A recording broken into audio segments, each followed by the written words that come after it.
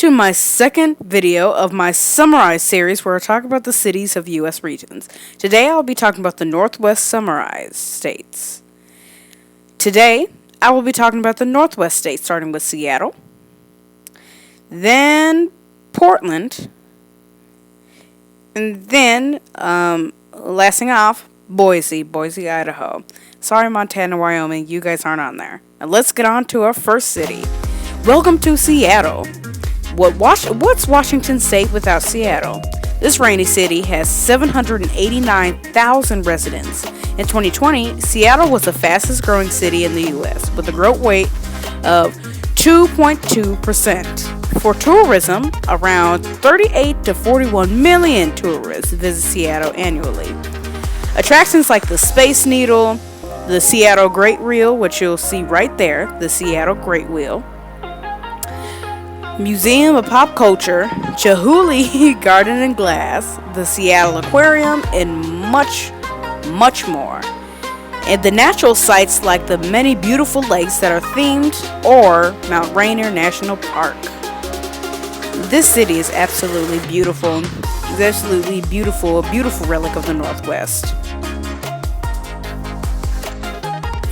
It's Portland, the Garden City. In the city that doesn't even have a seaport. It actually doesn't even have a coast, but it's called Portland. But it does have a different type of port. An airport. 3 of them, actually. Portland doesn't and does live to its name. No seaports whatsoever, but it has 3 airports. Portland International Airport is 3,000 acres large and carries 90% of Oregon's passengers, leaving or coming to the state. PDX also gets 95% of Oregon's air cargo. 7 million passengers come and go from the PDX annually. Like Seattle, Portland has a lot of parks to go to. Beautiful sites like the Portland Japanese Garden, Oregon Zoo, Lanzhou Chinese Garden, and obviously the very forested Cascade Mountains not too far away from Portland. Very nice hotels like the Southeast Portland Retreat, Castle Cottage, New Portland Neighborhood Studio, and Corbet Cottage, all being nice, centrally located, and good viewing of the city hotels with prices in between $110 and $135 a night. What a steal. Now again, Portland is a garden city. So many attractions here like parks, gardens, and hiking/camping trails.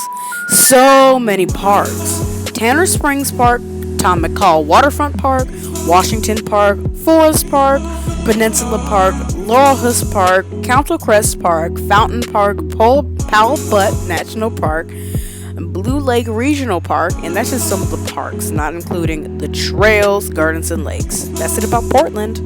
Righty, the Potato Cities. Boise sits on the unoriginal river called the Boise River.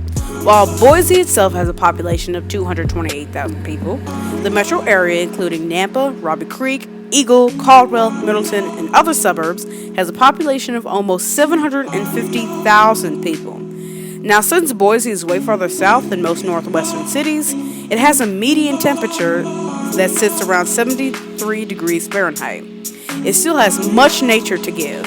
The drier mountains of the Bogus Basin, the Green Valley next to the Boise River, the Old Idaho Penitentiary, Boise Art Museum, and other parks and recreational areas. Boise hotels are cheap. Pioneers condos at Bogus Basin, which is at $80 a night.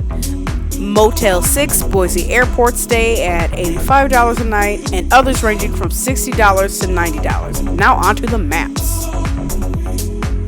Now, as you see, this geographical map of the Northwest shows the Rocky Mountains going through Wyoming, Montana, and Idaho. I'm going to give this section to Idaho and Montana for reasons. And as you would see, a lot of high mountains in the Northeast come from Montana and Wyoming. And Washington and Oregon also has some good ones like Mount Olympus, Mount Hood, and the infamous St. Helens. Yep. And here's a nice picture of a waterfall while we transition to our last bit. Hey, it's so nice. Okay, so this precipitation map is interesting because the western states are very dry. And in the northwest, where we are at, there is a high amount of rain, especially in Washington and Oregon and even going down to California.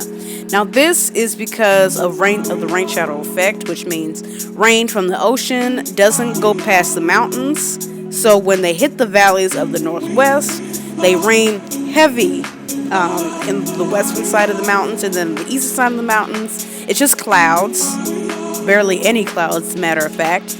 So the western side of the mountains gets very dry. That's why you see a very straight line for the northwest. Now, Idaho and Montana have kind of like a little blue zone in the north, but that's pretty much it, and a little bit in Yellowstone Park in Wyoming. So, yeah, that's it about the north.